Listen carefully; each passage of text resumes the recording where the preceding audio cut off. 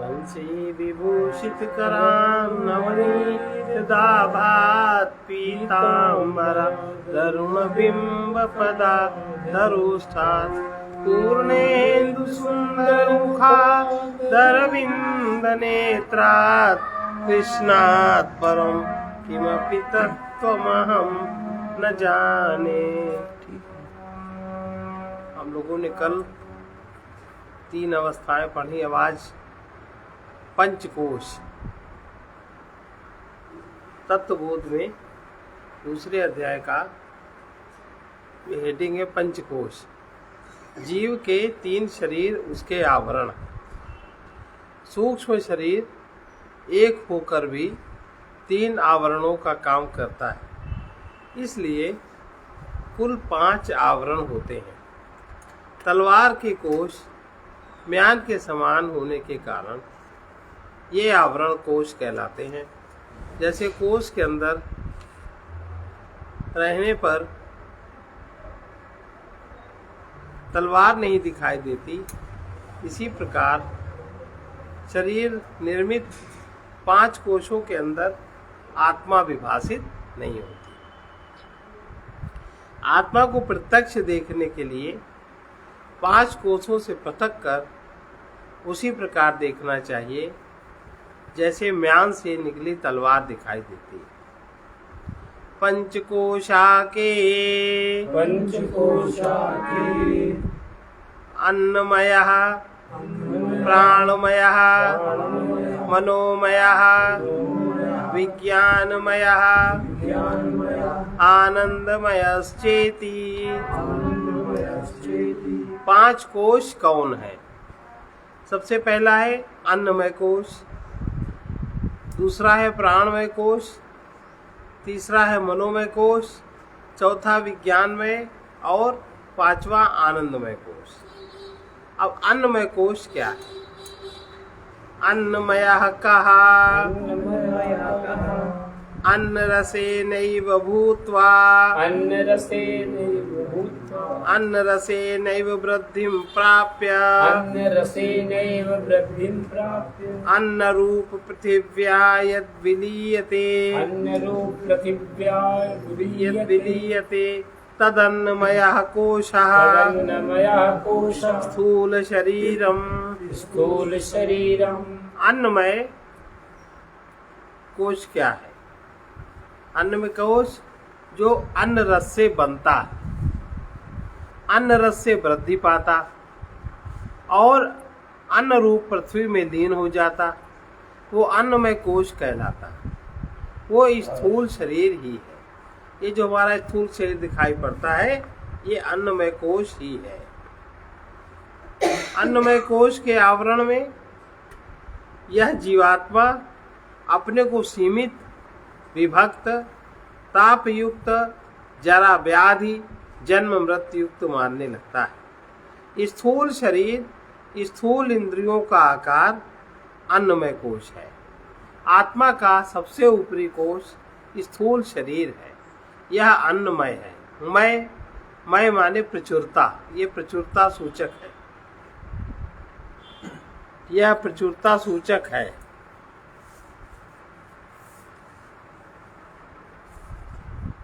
पिता के पचाए हुए भोजन के सार से यह उत्पन्न होता है। माँ के भोजन से गर्भ में इसका पोषण होता है। बाहर इस जगत में आने पर भी अन्न खाकर बढ़ता है। अंत में मृत्यु के पश्चात यह वापस धरती में जाकर पुनः भोजन बन जाता है। यह शारीरिक ढांचा अन्न से निर्मित होने के कारण अन्नमय कोश कहलाता है। यह आत्मा नहीं है, आत्मा इससे आवृत है।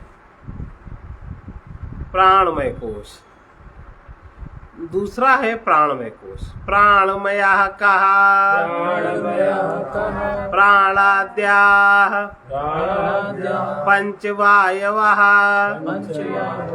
वागादीन्द्रिय पंचकम् प्राणमयः कोशः। प्राणमय क्या है? प्राण आदि 5 वायु और वाक आदि 5 कर्मेंद्रियों से निर्मित प्राणमय कोश है। ये प्राणमय कोश 5 कर्मेंद्रियां, शक्ति रूप पंच प्राण युक्त प्राणमय कोश है। शरीर के अंदर कार्य करने वाली शक्ति प्राण है।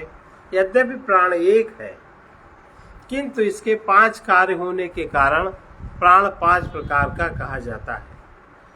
प्राण, अपान, समान, व्यान और उदान। प्राणों को प्राणाद्याः पंच वायवः कहा है। पहला, प्राण श्वास प्रश्वास को संचालित करता है और बाह्य जगत के विषयों के उत्प्रेरकों को नियंत्रित करता है। दूसरा, अपान। अपान विसर्जन है, विसर्जन शक्ति है। इसी शक्ति से वीर्य, थूक, पसीना, मूत्र, मल आदि विकार शरीर से बाहर निकलते हैं। समान प्राण पाचन शक्ति है, यह पेट में पहुँचे भोजन को पचाती है।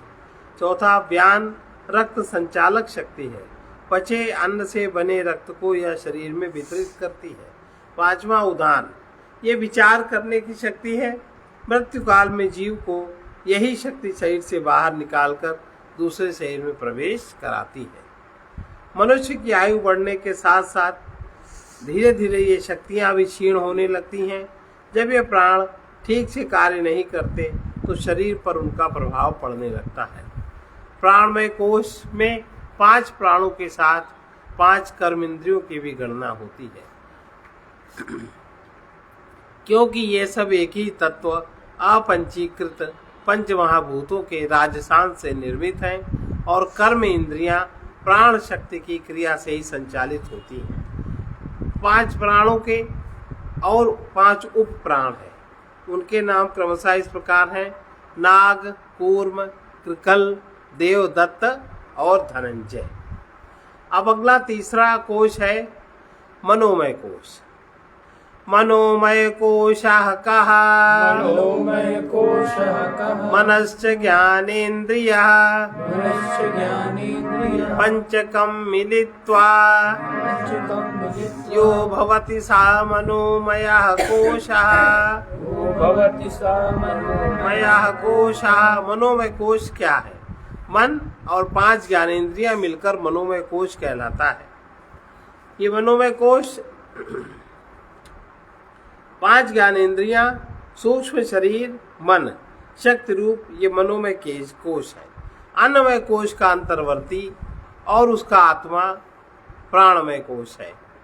प्राणमय कोश का अंतर्वर्ती और उसका आत्मा मन है। ये कोश क्रमशः सूक्ष्म होते गए हैं। सूक्ष्म कोश अपने से स्थूल कोशों में अंतर्व्याप्त हो जाता है और उन्हें अपने नियंत्रण में रखता है। उदाहरण के लिए, जब मन किसी दुख से उद्विग्न होता है तो उसका प्रभाव प्राण और शरीर पर दिखाई देता है। मन से दुख से उद्विग्न होता है मन, उसका प्रभाव हमारे प्राणों पर भी दिखाई पड़ता है और हमारे शरीर पर भी दिखाई देता है। मन ज्ञानेंद्रियों से रूप, रस आदि विषय प्राप्त करता है और अपनी प्रतिक्रिया कर्मेंद्रियों को सूचित करता है। यद्यपि 5 इंद्रियों से प्राप्त होने वाले विषय अलग और भिन्न प्रकार के होते हैं, किंतु वे मन में एकीकृत होकर वस्तु का बिंब प्रस्तुत करते हैं। मन इसे बुद्धि के सामने निर्णय लेने के लिए प्रस्तुत करता है। इसके अतिरिक्त मन विचारों का सतत प्रवाह है। यदि प्रत्येक विचार को एक बाल्टी पानी माना जाए तो मन एक नदी है जिसमें जल निरंतर प्रवाहित होता रहता है।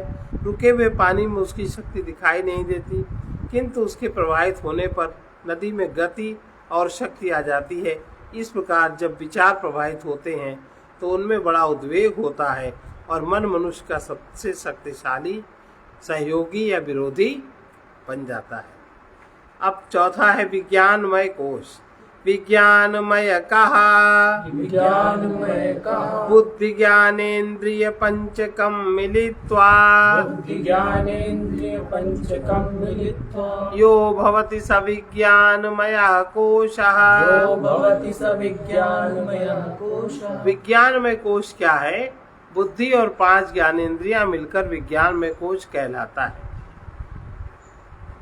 बुद्धि अहंकार ही विज्ञानमय कोश है।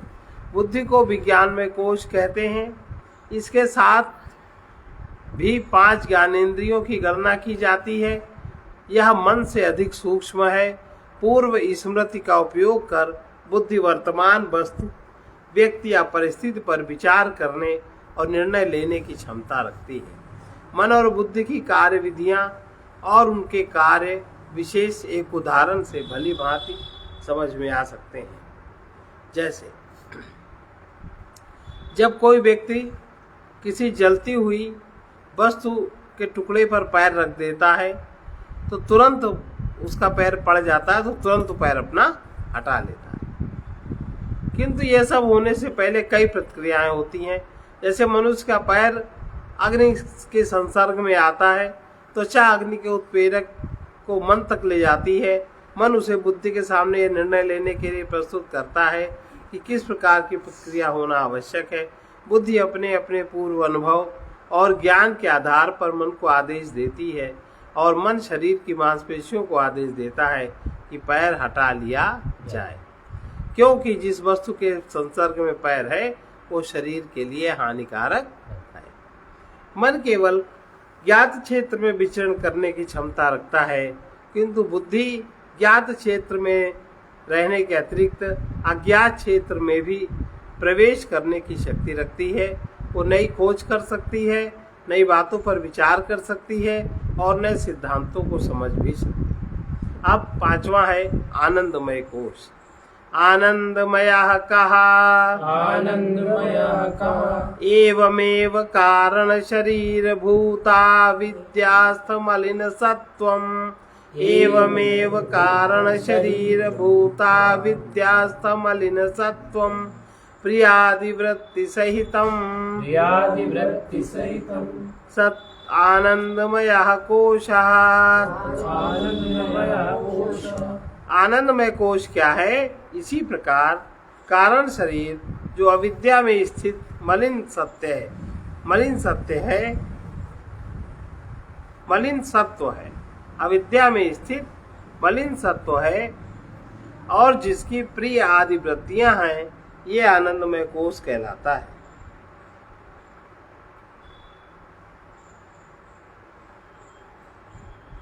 और चित्त ही कारण शरीर है। कारण शरीर के संबंध से आत्मा की संज्ञा जीवात्मा होती है। ये कारण शरीर को ही आनंदमय कोश कहते हैं। स्थूल और सूक्ष्म शरीरों का हेतु होने से जिसे कारण शरीर कहते हैं, वही सुख की प्रचुरता के कारण आनंदमय कोश कहलाता है। वह विद्या जनित है और सुषुप्तावस्था में हम इसी में सीमित रहते हैं। यह बुद्धि से भी अधिक सूक्ष्म और उसमें अंतर्व्याप्त उसका आत्मा है।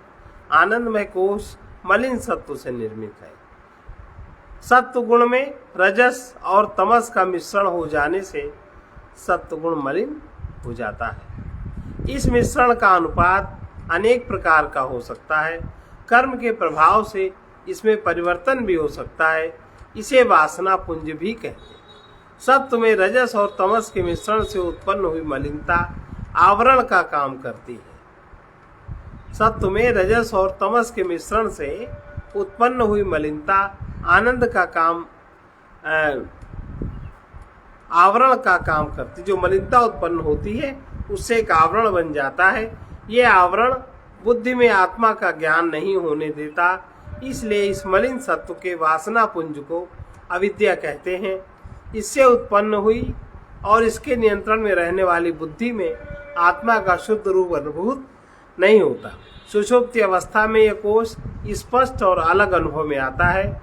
इसको आनंदमय इसलिए कहते हैं कि व्यक्ति की जागृत और स्वप्नावस्था में जो कुछ भी दशा हो, चाहे वो धनी हो या दरिद्री हो, स्वस्थ हो या रुग्ण हो, युवा हो या वृद्ध हो, एक बार सुषुप्ति में पहुंचने पर सबको एक समान अचल शांति सुख का अनुभव होता है, क्योंकि अन्य दो अवस्थाओं में प्राप्त होने वाले विक्षेप इस समय तिरोहित हो जाते हैं। आनंदमय कोश का आनंद ये शुद्ध आत्मा का आनंद नहीं है। अविद्या की उपाधि में यह प्रिय, मोद और प्रमोद के रूप में भाषित होता है। इसकी तीन वृत्तियां हैं, प्रिय, मोद और प्रमोद। अविद्या की उपाधि के कारण यह प्रिय, मोद और प्रमोद के रूप में भाषित होता है। ये सुख की तीन वृत्तियां हैं। यहाँ ये स्पष्ट कर देना उचित होगा कि लौकिक सुख जितना भी बाहर शब्द स्पर्श रूप रसगंध का पंच ज्ञानेंद्रियों का सुख है, ये लौकिक सुख कहलाता है। ये सुख वृत्तिजन्य है। और आत्मा को सुख निर्वृत्त है, निवृत्तिजन्य है। इसलिए प्रिय वृत्ति अप्राप्य वस्तु के स्मरण में सुख का अनुभव कराती। जो वस्तु हमारे पास नहीं है, हम उसको चाहते हैं तो उसको याद करके ही सुख का अनुभव होता है। और उस वस्तु के प्राप्त होने पर जो सुख होता है उसे मोद वृत्ति कहते हैं। प्राप्य वस्तु का इंद्रिय भोग होने पर जो सुख होता है उसे प्रमोद वृत्ति कहते हैं। बुद्धि में उत्पन्न होने वाली ये वृत्तियां आनंदमय कोश है। प्रिय मोद प्रमोद उत्पन्न होने वाली तीनों वृत्तियां आनंदमय कोश है। उसको अप्राप्त वस्तु के स्मरण के सुख को प्रिय वृत्ति कहते हैं। उस वस्तु के प्राप्त होने पर जो सुख होता है उसे मोद वृत्ति कहते हैं। और प्राप्त वस्तु का इंद्रिय भोग होने पर जो सुख का अनुभव होता है उसे प्रमोद वृत्ति कहते हैं। बुद्धि में उत्पन्न होने वाली ये वृत्तियां आनंदमय कोश हैं। एतत् कोश पंचकम, एतत् कोश पंचकम, ये 5 कोश हैं। और ये 5 कोश हैं जिनसे आत्मा आवृत होकर अज्ञात हो गया है। आत्मा का पर पहला निकटतम आवरण आनंदमय कोश या कारण शरीर है। इससे तादात्म्य कर हम समझते हैं सच्चिदानंद आत्मा का हमें ज्ञान नहीं है। इससे अनुभव होने वाली प्रिय मोद और प्रमोद की वृत्तियों का सुख हमें लुभाए रहता है। आनंदमय कोश पर दूसरा आवरण बुद्धि का है।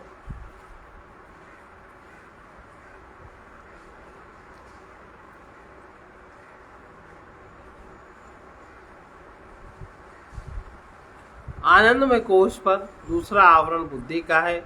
इसे तादात्म्य कर हम यह समझते हैं कि हमें यह ज्ञान है और हमें यह ज्ञान नहीं है।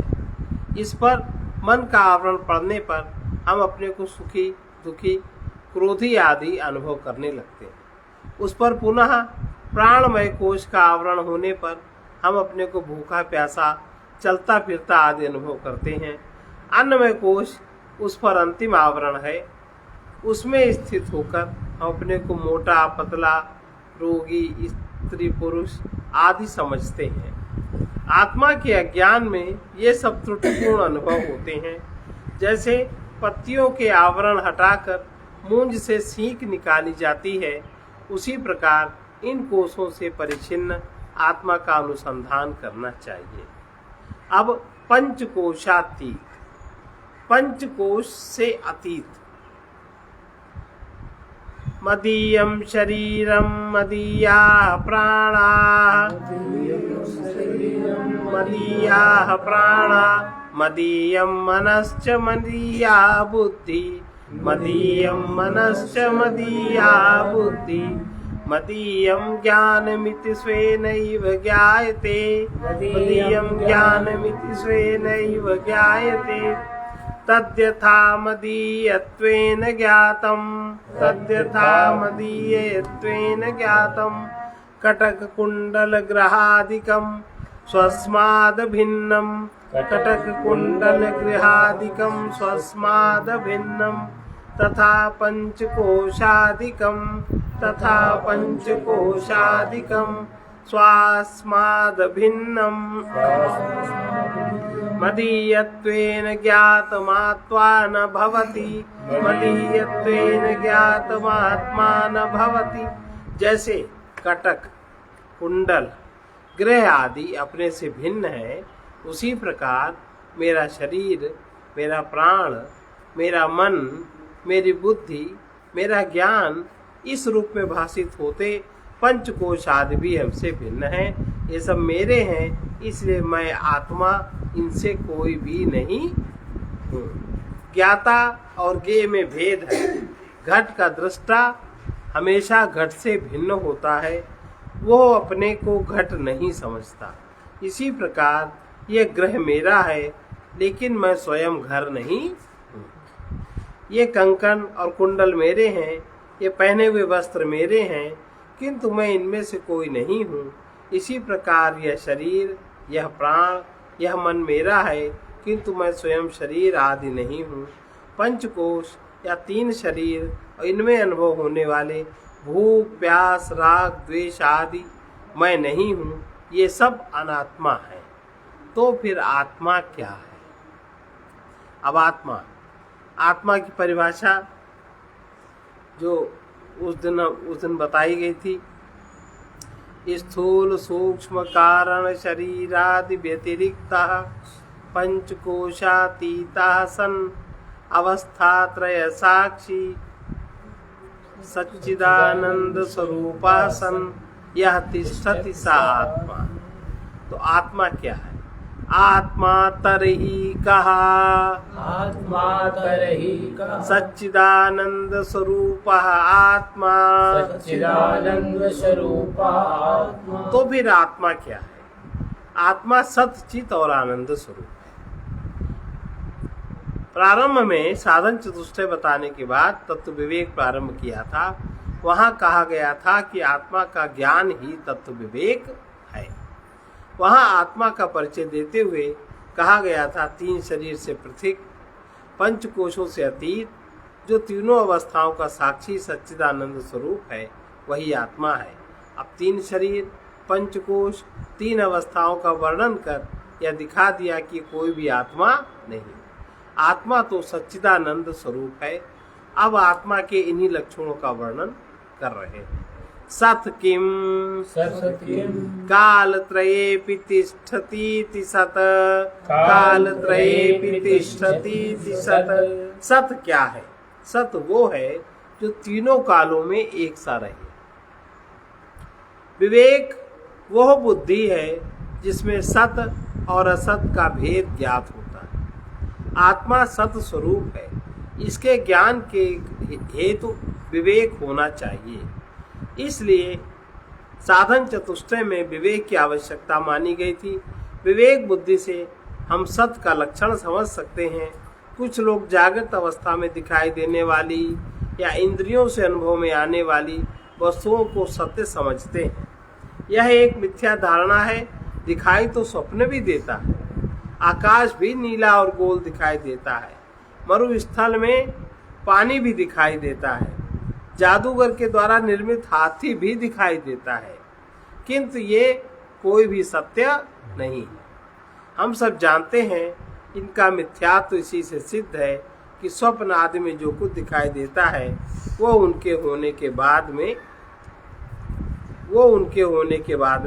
नहीं दिखाई देता। सत्य वही है जो तीनों कालों में एक सा विद्यमान रहे, तीनों कालों में जो एक सा रहे। भूतकाल में जो वस्तु सदा थी, अब भी है और भविष्य में किसी भी प्रकार नष्ट नहीं होगी, वही सत्य। मिट्टी और घट के दृष्टांत से यह स्पष्ट समझा जा सकता है कि मिट्टी तीनों कालों में है, इसलिए सत्य है। कुम्हार ने जब घड़ा बनाया तभी उसकी उत्पत्ति हुई, उसके फलस्वरूप घड़ा नहीं था। वर्तमान में तो वो दिखाई देता है, किंतु फूटने पर घड़े का आकार नहीं रह जाएगा, इसलिए वो असत है। आत्मा वो वस्तु है जो समस्त जगत की रचना के पूर्व थी, अब भी है, जगत के नष्ट होने पर भी विद्यमान रहेगी। अपने आप में भी अनुभव से हम देख सकते हैं तीनों शरीर और तीनों अवस्थाएं बदल रही हैं। वे सदा विद्यमान नहीं मिलती, किंतु उनके ज्ञाता हम स्वयं सदा विद्यमान रहते हैं। अपना अभाव हम कभी महसूस नहीं करते, अपना अभाव हम कभी अनुभव नहीं करते। चित्त किम, चित्त क्या है? ज्ञान स्वरूप, ज्ञान स्वरूप, ये ज्ञान स्वरूप है। आत्मा चित्त स्वरूप है। हम सब अपने को चेतन अनुभव करते हैं, ये चेतन आत्मा का लक्षण है।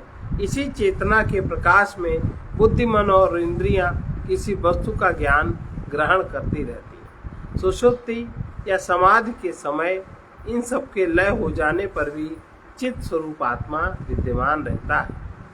इस समय हम अपने ही प्रकाश में अपनी सत्ता का अनुभव करते हैं। यह चेतना ही सत है और सत चित स्वरूप है। आनंदः कहा आनंदः कहा सुख स्वरूपः सुख स्वरूपः। आनंद क्या है? यह सुख स्वरूप है। सुख का आनंद सुख का स्वरूप है, लेकिन सुख आनंद रूप नहीं है। सुख का स्वरूप है आनंद, लेकिन सुख आनंद रूप नहीं। आत्मा सुख स्वरूप है। अपनी ही चेतना से अपने निरपेक्ष सुख का अनुभव होता है। आत्मा नित्य है, इसलिए आत्मा का सुख या अपने होनेपन का सुख भी नित्य है। मन में अनुभव होने वाला विषयों का सुख भी वस्तुतः आत्मा का ही सुख है। किसी विषय की प्राप्ति से मन में जो क्षणिक शांति आती है, उसी में आत्मा का आनंद छलक जाता है। भ्रम के कारण हम उसे विषय का सुख समझते हैं। पंचकोशों का आवरण हटने पर आत्मा की नित्यता, चेतना और सुख स्पष्ट रूप से अनुभव होते हैं। एवं सच्चिदानंद स्वरूपम एवं सच्चिदानंद स्वरूपम स्वात्मानं विजानीयात् स्वात्मानं विजानीयात्। इस प्रकार सच्चिद और आनंद स्वरूप अपने आत्मा को जानना चाहिए। आत्मा का अर्थ है कि हम स्वयं, अपना होनापना जो अपने से पृथक नहीं है, अपना ही स्वरूप है, वो आत्मा है। आत्मा के लक्षण ही मेरे अपने लक्षण है। मैं स्वयं सच्चित और आनंद स्वरूप हूँ। शरीर मन बुद्धि अनात्मा है, उनके आवरण में हम स्वयं अपने को नहीं देख रहे हैं। आचार्य का आदेश है कि इन आवरणों को हटाकर अपने को जानने का प्रयास करना चाहिए।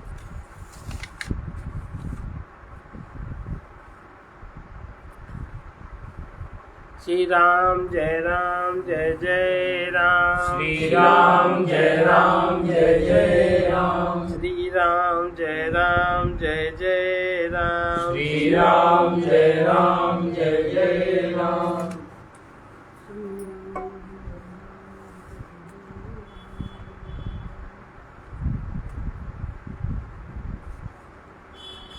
जो नित्य सुलभ सत है आसान नहीं पाना। जो नित्य सुलभ सत है आसान नहीं पाना।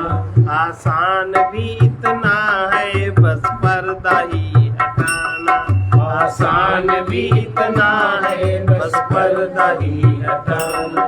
ये अहंकार पर्दा अपना ही बनाया है। ये अहंकार पर्दा अपना ही बनाया है। अधिकार नहीं जिस पर उसको ही अपना माना।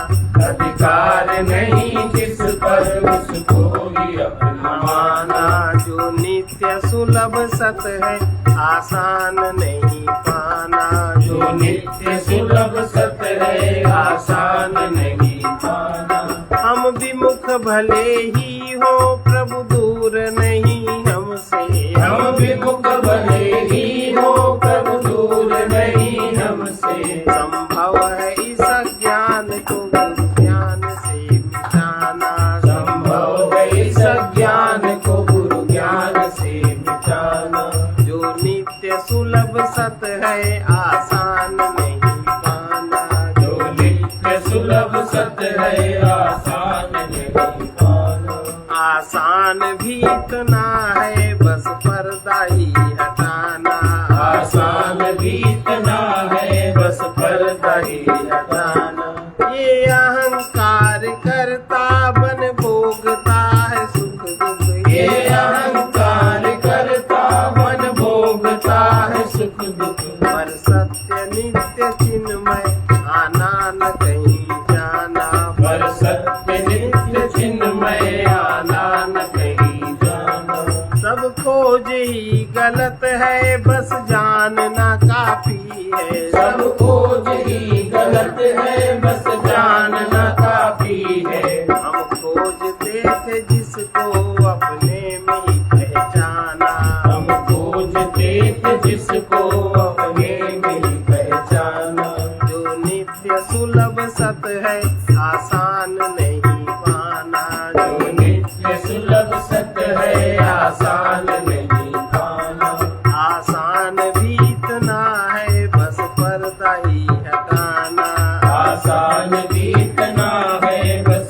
दही रताना। ये पथिक चलते चलते इस दर पे आ गया है। ये पथिक चलते चलते इस दर पे आ गया है। ये द्वार आखिरी है आखिरी ठिकाना। ये द्वार आखिरी है आखिरी ठिकाना। जो नित्य सुलभ सत है आसान नहीं पाना। जो नित्य सुलभ सत है आसान नहीं पाना। आसान भी इतना है बस पर्दा ही हटाना। आसान भी इतना है बस पर्दा ही हटाना। इसलिए जो सत है उसका संग किया नहीं जाता, वो है ही। उसका संग नित्य निरंतर रहता है, वो सत है। जो नित्य निरंतर रहता है वही सत है। असत के पूर्ण त्याग में सत्य का संग स्वतः होता है, अर्थात असत को साक्षी होके देखने पर स्वयं सत ही रहता है। ये हमारा अहंकार असत्संगी है, उसी को सत का संग करना है, उसी को सत्संगी होना है।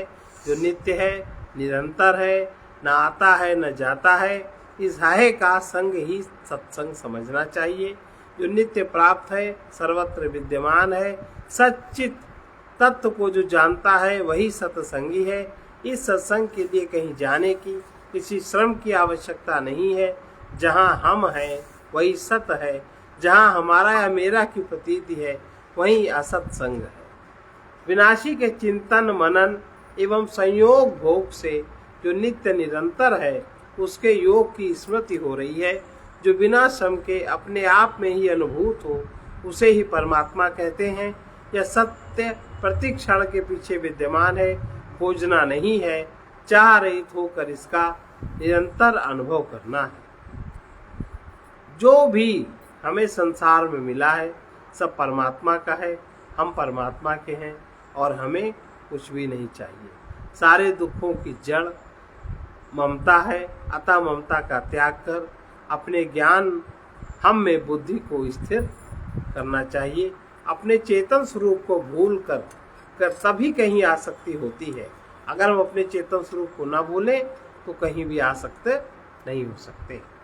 सर्वे भवन्तु सुखिनः, सर्वे भवन्तु सुखिनः, सर्वे सन्तु निरामयाः, सर्वे सन्तु निरामयाः, सर्वे भद्राणि पश्यन्तु, सर्वे भद्राणि पश्यन्तु, मा कश्चित् दुःखभाग् भवेत्, मा कश्चित् दुःखभाग् भवेत्। कृष्णाय वासुदेवाय, कृष्णाय वासुदेवाय, हरे परमात्मने, हरे परमात्मने, प्रणतक्लेशनाशाय, प्रणतक्लेशनाशाय, गोविन्दाय नमो नमः। गोविन्दाय नमो नमः। असतो मा सद्गमय, असतो मा सद्गमय, तमसो मा ज्योतिर्गमय, तमसो मा ज्योतिर्गमय, मृत्योर्मामृतं गमय। मृत्योर्मामृतं गमय। ओम पूर्णमदः पूर्णमिदं पूर्णात् पूर्णमुदच्यते